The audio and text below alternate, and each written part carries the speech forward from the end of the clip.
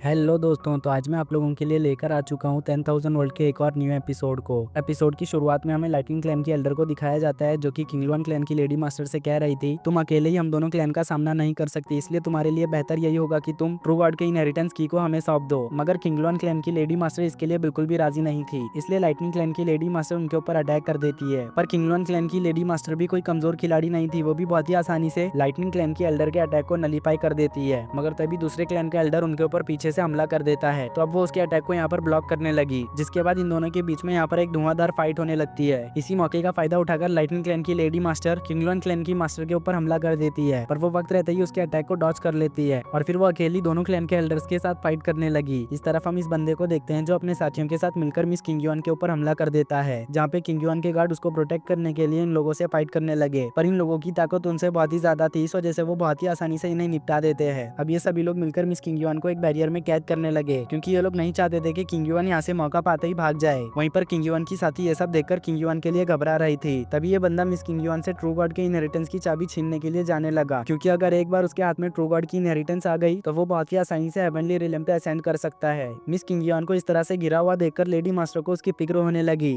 क्योंकि मिस किंगयुआन इस lady master की डॉटर थी। इससे पहले कि वो उसे बचाने के लिए जा पाती, तभी दोनों क्लैन के एल्डर्स ने उन पर अटैक कर दिया, जिस वजह से अब वो चाहते हुए भी अपनी बेटी को बचाने के लिए नहीं जा पाई। इधर ये बंदा मिस किंगयुआन के काफी ज्यादा करीब आ गया था, पर तभी शाओटियन बाहर आते हुए बस अपने एक ही अटैक में इन लोगों के बनाए हुए बैरियर को डिस्ट्रॉय कर देता है, जिसकी एनर्जी की वजह से अब ये बंदा यहाँ पर पीछे हो गया था। अब ये लेडी शाओटियन की ऐसी पावर्स को देखकर काफी ज्यादा डर गई थी, पर उसका साथी उसे तसल्ली देते हुए कहता है कि अगर हम मिलकर एक साथ इस पे अटैक करेंगे तो ये हमारा कुछ भी नहीं बिगाड़ पाएगा। जो सुन के तो ये लेडी मास्टर भी इसके लिए मान गई थी। अब ये दोनों अपने सभी साथियों के साथ मिलकर शाओटियन के ऊपर हमला कर देते हैं, मगर शाओटियन इन लोगों के अटैक्स को ऐसे डॉज कर रहा था मानो जैसे वो यहाँ पर कोई गेम खेल रहा हो। इन लोगों के साथ खेलकर अब यहाँ पर शाओटियन को काफी ज्यादा बोर होने लगा, इसलिए वो फौरन से एक मामूली सा अटैक इन लोगों के ऊपर कर देता है, जिसको कि ये लोग बिल्कुल भी बर्दाश्त नहीं कर पाते और फौरन से मारे जाते हैं। जो देखकर ये बंदा जो अभी शाओटियन के ऊपर हमला करने के लिए जा रहा था, वो यहाँ पर काफी ज्यादा शॉक हो गया था। वो कहने लगा आखिर ये कैसे पॉसिबल हो सकता है, इसने बस एक ही अटैक में इतने सारे टोंगटियन रिलम के कल्टीवेटर्स को किल कर दिया। इधर मिस किंगयुआन भी शाओटियन की पावर्स को देखकर समझ चुकी थी कि शाओटियन अब वो पुराना वाला शाओटियन नहीं रहा, वो यहाँ पर काफी ज्यादा पावरफुल हो चुका है। इसलिए वो कहने लगी शाओटियन ने जो पहले अपने बारे में बताया था शायद से वो सच है। तभी हम किंगयुआन की मदर को देखते हैं जो अब इन दोनों एल्डर्स के कंबाइंड पावर को रोक नहीं पाती है, जिस वजह से इन दोनों का अटैक अब सीधे जाके उन्हें हिट होने वाला था। इस नजारे को शाओटियन भी यहाँ पर दूर से देख रहा था। वहीं पे मिस किंगयुआन अपनी मदर के लिए परेशान हो जाती है। इससे पहले कि इन दोनों का अटैक यहाँ पर मिस किंगयुआन की मदर को हिट होता, उसी वक्त शाओटियन बीच में आते हुए मिस किंगयुआन की मॉम को बचा लेता है और उन दोनों एल्डर्स का मजाक उड़ाते हुए कहता है तुम दोनों में से एक तो बदसूरत बुढ़िया है और एक भैंसे जैसा दिखने वाला आदमी, क्या तुम्हें बिल्कुल भी शर्म नहीं आती एक ब्यूटीफुल वुमेन को परेशान करते हुए? लगता है अब तुम दोनों को यहाँ पर सिखाना पड़ेगा कि एक ब्यूटीफुल वुमेन के साथ किस तरह पेश आते हैं। शाओटियन को अपने सामने देखकर लेडी मास्टर उसे यहाँ पर संभल के रहने के लिए बोलती है, क्योंकि भले ही इन दोनों एल्डर्स की ये रियल बॉडी नहीं है, पर फिर भी इन दोनों की स्पिरिट बॉडी यहाँ पर इतनी ज्यादा पावरफुल है कि अगर टोंगटियन रियलम के 10 बंदे भी मिलकर इन दोनों से फाइट करे तो वो इन्हें नहीं हरा पाएंगे। पर शाओटियन फुल कॉन्फिडेंस से कहता है कि आपको यहाँ पर मेरी फिक्र करने की जरूरत नहीं, मैं इन दोनों को बहुत ही आसानी से संभाल लूंगा। ये कहने के बाद शाओटियन अब अपने डिवाइन शॉट से इन दोनों एल्डर्स पे हमला कर देता है, तो ये दोनों मिलकर शाओटियन के अटैक को ब्लॉक करने लगे, क्योंकि उन्हें लग रहा था कि शाओटियन का ये सिंगल अटैक उनका यहाँ पर क्या ही बिगाड़ लेगा। शाओटियन को यहाँ पर इस तरह से अंडर एस्टिमेट करना इन लोगों के लिए अब यहाँ पर भारी पड़ने वाला था, क्योंकि उसी वक्त हम शाओटियन को देखते हैं जिसने अपने अटैकिंग पावर को यहाँ पर बढ़ा दिया, जिसको कि ये दोनों मिलकर भी नहीं रोक पाते हैं। अब एक ही एक्सचेंज में इन दोनों को यहाँ पर समझ आ चुका था कि ये शाओटियन के लेवल के नहीं है, ये दोनों चाहकर भी शाओटियन का मुकाबला नहीं कर सकते, इसलिए यहाँ से रिट्रीट करना इन लोगों के लिए बेहतर होगा।